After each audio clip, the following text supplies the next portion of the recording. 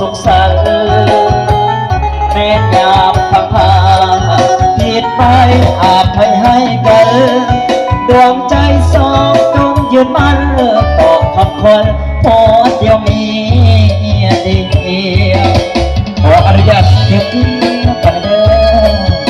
อขอสมจะเอาเกี่ยวจะสั่งกันแล้วเอาเกี่ยวกันแล้วก็ยิ้มใส่กันเด้อ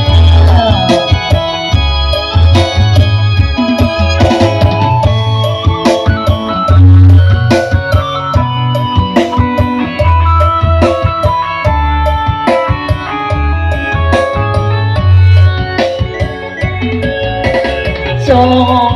ขอรักให้เกินยาวมาอย่าแปรผันสู้วันและสิ้นเอาหลบไปทราบสิ้นเงินทองขอจงเนื้อน้องหลั่งไหล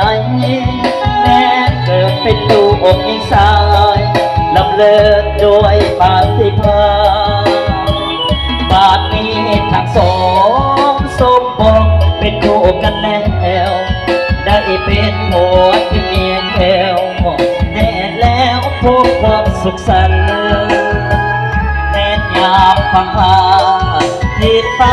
อาภัยให้กันดวงใจสองจงยืนมั่นต่อคำคอยผัวเดียวมีเดียวขออนุญาตเจ้าสาวเกี่ยวจะเบากันได้ไหมเอาเกี่ยวสับท้ายกันเนาะประเดี๋ยว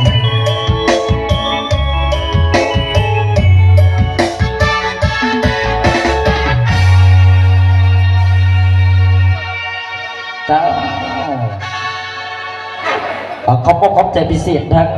จังหวัด